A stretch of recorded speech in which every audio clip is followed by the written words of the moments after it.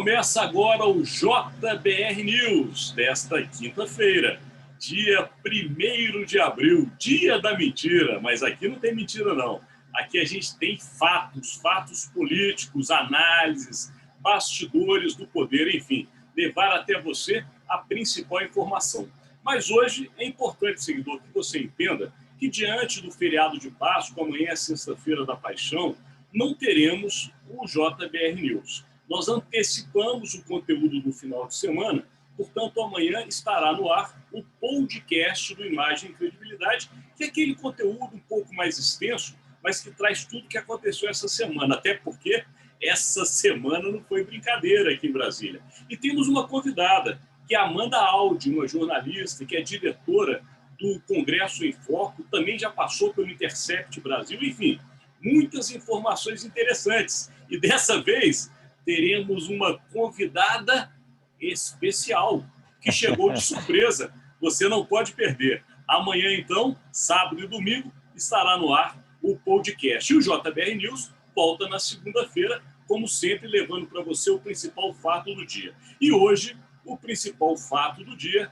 após a troca do comando militar, a crise surgida no Brasil devido à troca destes comandantes, nós temos o assunto que não sai da pauta, que é justamente a triste pandemia da Covid. Mas antes da gente entrar nesse assunto, se me permite, Rodolfo Lago e Estevão Damasio, para o nosso seguidor saber os nomes dos novos comandantes. Para o Exército, entrou o general Paulo Sérgio Nogueira, para a Marinha entrou o almirante Almir Garnier Santos e na Aeronáutica entrou o brigadeiro Batista Júnior. Lembrando que, para entrar o general Paulo Sérgio, teve que ser levado para a reserva 2 generais mais antigos. Portanto, o Brasil já tem um novo comando militar e todos nós aqui esperamos que seja totalmente democrático, a favor da população, dos poderes constituídos e respeito à Constituição. Mas vamos lá. Covid-19, triste notícia, né? A gente tem aí chegando uma marca horrível de quase 4.000 mortos por dia, mais de 321 mil pessoas mortas no Brasil, famílias enlutadas e mais do que isso, né?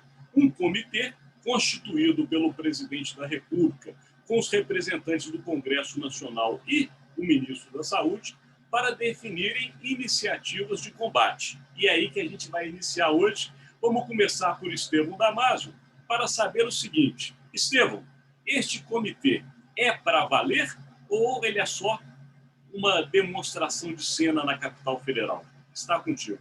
Eu acho o seguinte, eu não gosto, aliás, eu detesto grupo de trabalho, né? Dizem que grupo de trabalho é para empurrar com a barriga. Eu não vou ser injusto em desmerecer por completo esse comitê, né, que foi criado tardiamente, diga-se de passagem, mais especificamente um ano após o período no qual deveria ter sido criado, mas ele foi criado para ser uma espécie de algodão entre os cristais, né? O legislativo assume, né, o protagonismo, mais precisamente o presidente do Senado, Rodrigo Pacheco, para evitar mais atritos entre o Poder Executivo Federal e os executivos estaduais, mais especificamente entre o presidente Jair Bolsonaro e os governadores. Mas eu não vejo, por mais esforços que os envolvidos possam fazer, que este comitê vá conseguir uma coordenação em nível nacional e adotar diretrizes para que todo o país, pelo menos, tenha um padrão de ações e de comportamento. Eu acho que é muito mais para evitar novas arestas, muito mais para trazer, sem muitos atritos, os governadores para Brasília, para o centro das discussões, mas, infelizmente, eu estou muito pessimista com relação a medidas práticas. A primeira reunião foi pautada principalmente pela questão de uma maior participação da iniciativa privada, e aí a gente entra num vespeiro, põe a mão no vespeiro, que é a iniciativa privada pode comprar vacinas com toda a grana que tem, para vacinar os seus funcionários e indiretamente contribuir até tirar um pouco o peso do Programa Nacional de Imunizações da rede pública, ou realmente ela tem que esperar toda a população prioritária ser vacinada e, mesmo assim, teria que doar metade das vacinas? É uma discussão interessante. Eu confesso que, e admito isso, não tenho um posicionamento firmado. Eu vejo prós e contras, mas o cerne da questão é: não há comitê que possa desempenhar um bom papel se não conseguirmos agilizar a questão da compra das vacinas. E não é somente assinar a compra, é ter a vacina para ser entregue, que a demanda mundial, muitas vezes, anula os efeitos positivos da assinatura do contrato. Né? O contrato é uma coisa, receber o produto, a mercadoria é outra. Esse é o cerne da questão. Eu acho que só no segundo semestre é que a gente vai poder ter uma visão mais racional e uma visão menos turva de como estará, né, o andamento da campanha de vacinação, que é vital, nós já falamos aqui, estamos sendo até chatos. Sem vacina, a economia brasileira não vai ser retomada. Né? Então, o quadro é esse. E o ministro da Saúde, eu acho que ele está se esforçando, ele está colocando máscara, zelando pela higiene, pelas questões sanitárias, fazendo o discurso do isolamento social, discurso responsável, mas ele acaba sendo engolido pelo chefe, pelo presidente da República, que insiste em adotar o discurso negacionista e a não usar máscara. Discurso negacionista, eu até já estou engolindo. Agora, o não usar máscara, isso é muito forte, gente. A imagem do chefe da nação sem máscara, você contamina com mau exemplo milhares de brasileiros. Então vamos ver agora a opinião de Rodolfo Lago, até porque dentro dessa lógica e desse raciocínio analítico que você fez, ontem na reunião que saiu, os presidentes da Câmara e do Senado, juntamente com o ministro da Saúde, propuseram justamente medidas contra a Covid, e na sequência o presidente da República, numa outra entrevista, foi justamente na linha contrária. E aí, Rodolfo? Rodolfo, deixa eu só te atropelar, só um parêntese. Gente, vocês viram o espaço que foi dado para a notícia da reunião do comitê, né? Em algumas agências eu tive que buscar lá embaixo, na rabeira, para vocês verem que a coisa está difícil. Enfim, isso. Continuam esses sinais trocados, e isso tudo é muito complicado, né? Olha, vamos combinar, né, gente? O comitê se reúne no Palácio do Planalto, né? Mas, assim, claramente, o comandante desse comitê tem sido o presidente do Senado, Rodrigo Pacheco. É ele que coordena, é ele que comanda, é ele que dá as diretrizes. Então, na verdade, a coisa continua igual, fica ali as pessoas dizendo uma coisa e o presidente dizendo outra. Não é bom para o país esses sinais trocados, né? E com relação a essa medida, que talvez seja aí alguma medida concreta aí, saída desse comitê, que é a possibilidade da aquisição particular de vacina, né? Essa semana eu fiz uma entrevista para o Jornal de Brasília com o advogado João Paulo Todi, que tem sido advogado de boa parte dessas ações. Ele foi o advogado que tinha obtido a primeira decisão nesse sentido, que foi dada ao Sindicato dos Motoristas de Aplicativo.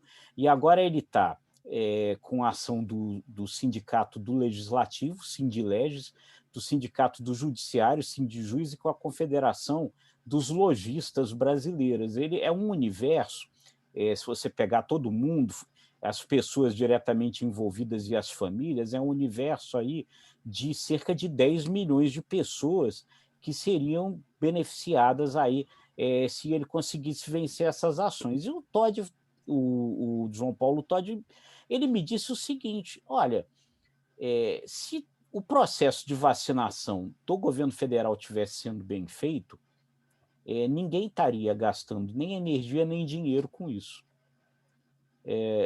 Então, quer dizer, a própria medida mais concreta que pode sair desse comitê, ela surge dessa sensação de inação, né, das ações do governo federal. Quer dizer, se todo mundo tivesse seguro de que a vacinação tivesse acontecido, se a gente fosse Israel, por exemplo, ninguém iria estar preocupado em obter um outro caminho para conseguir vacina, né? Então, tudo isso é muito complicado, né? Quer dizer, o comitê já foi feito, como a gente sempre fala aqui, um ano depois da hora quando ele deveria ser feito. E a primeira medida concreta que ele toma é uma medida concreta no sentido de tentar corrigir um problema de planejamento e de logística do governo federal. Então, é complicado tudo isso, né?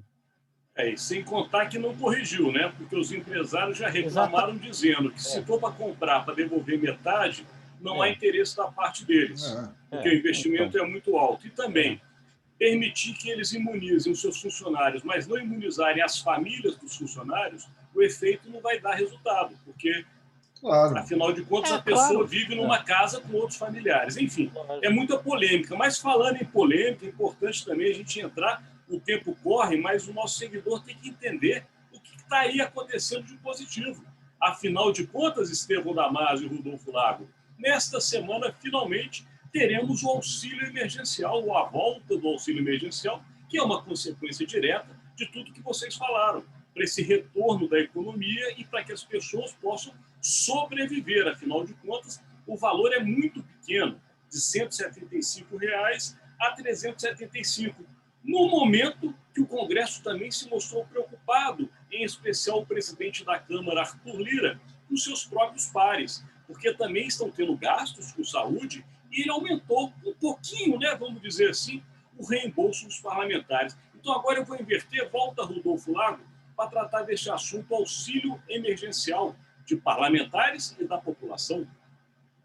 Você vê, né, como o Brasil é realmente socialmente injusto e como realmente os políticos brasileiros, eles agem como se eles fossem fidalgos, né, naquela expressão da época da nobreza, né, filhos de algo, gente acima do normal, da população normal, porque foi uma briga danada para a gente conseguir chegar a um valor no máximo de R$ 375 para o auxílio emergencial, e aí os parlamentares pegam e eles reajustam a possibilidade de reembolso de saúde deles num valor de 173, é isso? 35, cento e 135 trinta e mil cinco mil reais. reais de reembolso médico todo mês, ou seja, os nossos nobres parlamentares vão poder reembolsar o valor de um carro de luxo todo mês.